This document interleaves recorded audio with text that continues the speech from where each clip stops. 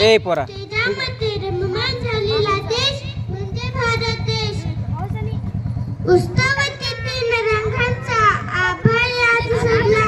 उत्सवाचे तीन रंगांचा आभाळ आज सजला. नतमस्तक मी त्या सर्वांची ज्यांनी भारत देश घडविला, ज्यांनी भारत देश घडविला. मी रावी प्रदीप चाळक उजळली आज प्रजासत्ताक दिनाची मंगलमय सकाळ. आज येथे उपस्थित प्रमुख पाहुणे, माझे गुरुजन वर्ग आणि माझ्या बालमित्रांनो, तुम्हा सर्वांना प्रजासत्ताक दिनाच्या खूप खूप शुभेच्छा.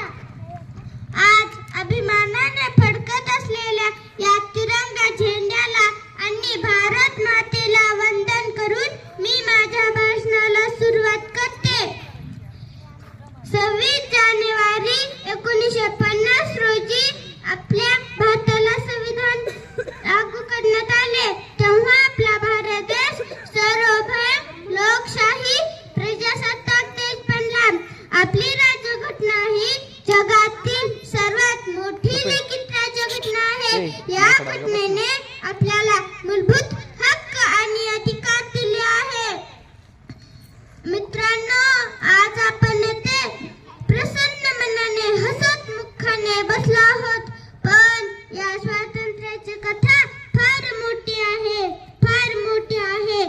वीरांचे बलिदान, महापुरुषांचे महान कार्य, यातूनच स्वातंत्र्याचे स्वप्न साकार झाले.